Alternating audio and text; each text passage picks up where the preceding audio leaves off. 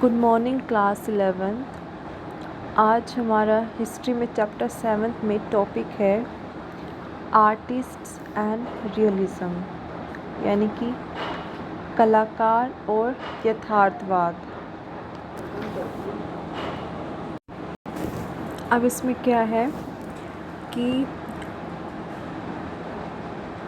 जो formal education थी, यानी कि औपचारिक शिक्षा थी, वो केवल एक माध्यम नहीं थी मानवतावादियों के लिए, जो उस काल के लोगों के विचार को आकार देने के लिए, यानी कि सिर्फ फॉर्मल एजुकेशन नहीं थे जिसके थ्रू ह्यूमनिस्ट जो थे, यानी कि जो मानवतावादी थे, वो उस काल के लोगों के विचार को आकार दे सके, बल्कि और भी ऐसे बहुत सारे मीडियम थे, जैसे कि कला यानी कि आर्ट, आर्किटेक्चर, वास्तुकला, और बुक्स यानी कि ग्रंथ। ये और ऐसे रिसोर्सेज थे, ऐसे मीडियम थे जिनके थ्रू जो ह्यूमनिस्ट थे, यानी कि जो मानवतावादी आइडियाज़ थे, विचार थे, उनको फैलाने में मानवतावादियों ने इनकी मदद ली। नेक्स्ट आपका ब्लू बॉक्स में है art is embedded in nature. अब जो आर्ट है यानी कि कला है, वो प्रकृति में रची बसी होती है। He who can extract is has it. अब जो आर्ट है वो नेचर में बसी हुई है, नेचर के कण कण में बसी हुई है, और जो इसे नेचर से निकाल लेता है, जो इसे सार को पकड़ लेता है, वही इसे प्राप्त कर सकता है। More over you may demonstrate much of your work by geometry.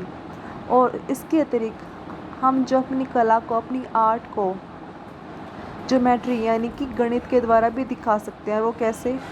The more closely your work abides by life in its form, so much better will it appear.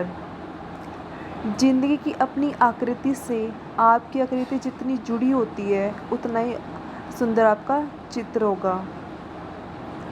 यानी कि जितनी आपकी जो आकृति है, यानी कि जो आपकी जो कृति है, वो जिंदगी से जुड़ी हुई होगी, जिंदगी की आकृति से जुड़ी हुई होगी, उतना ही सुंदर आपका चित्र होगा। No man shall ever be able to make a beautiful figure out of his own imagination unless he has store his mind by copying from life. अब ये कह रहे हैं कि ऐसा कोई भी इंसान नहीं है जो कि अपनी कल्पना मात्र से ही, अपनी इमेजिनेशन से सुंदर चित्र बनाता है। वो सुंदर चित्र तभी बना सकता है जब उसने अपने मन को जीवन की प्रतिच्छवि से भर लिया हो। आदमी को इंस्पिरेशन कहाँ से मिलती है? लाइफ से मिलती है, नेचर से मिलती है। हम जैसे कोई भी पेंटर कोई चित्र बनाता है, कोई पेंटिंग करता है, तो उसकी जो इंस्पिरेशन होती है वो नेचर होती है, लाइफ होती है। वो अपने आसपास की चीज़ों को देख के चित्र बनाता है। उसकी इमेजिनेशन ये नहीं होता बिल्कुल अपनी प्योरली इमेजिनेशन के ऊपर बेस करके वो चित्र बना दे। उसको कोई ना कोई इंस्पिरेशन होती है, कोई ना कोई सोर्स होता है, तभी वो इतने लाइफ लाइक जो चित्र है वो चित्रण बना सकता है। तो यही यहाँ पे कह रहा है कि जो आर्ट है वो नेचर में होती है, और जो नेचर से जितना ले लेता है, जितना इसको निकाल सकता है, उतने उसे प्राप्त कर सकता है। ये थे आपके अल्बर्ट ड्यूअर के थॉट्स। नेक्स्ट है ये जो है, ये जो आपका दिखाया गया है, चित्र दिखाया गया है, इसमें ये क्या है? प्रेइंग हैंड, यानी कि प्रार्थना रत हस्त है, यानी कि आप जो हाथ जोड़ के प्रार्थना कर रहे हो। ये आपके ड्यूअर ने चित्र बनाया है।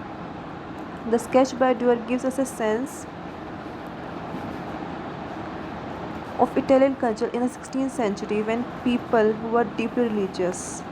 अब ये जो चित्र बनाया गया, ये 16th सेंचुरी में बनाया गया था, जब वहाँ के जो लोग थे वो गहन रूप से धार्मिक थे, मतलब बहुत ज़्यादा रिलीजियस थे, but also had a sense of confidence, immense ability to achieve near perfection and to unravel the mysteries of the world and the universe.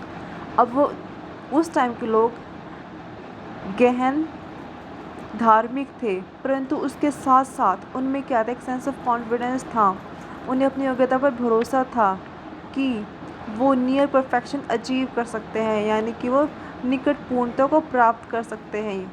और उसके साथ साथ जो दुनिया है या फिर जो यूनिवर्स है, जो ब्रह्मांड है, उसके रहस्य को भी सुलझा सकते हैं। वो धार्मिक भी थे, साथ साथ उन्हें अपनी योग्यताओं पर भरोसा भी था कि जो दुनिया में जो भी चीज़ छिपी हुई है वो उन्हें, उनका जो रहस्य है उन्हें ढूंढ सकते हैं, ढूंढ कर निकाल सकते हैं।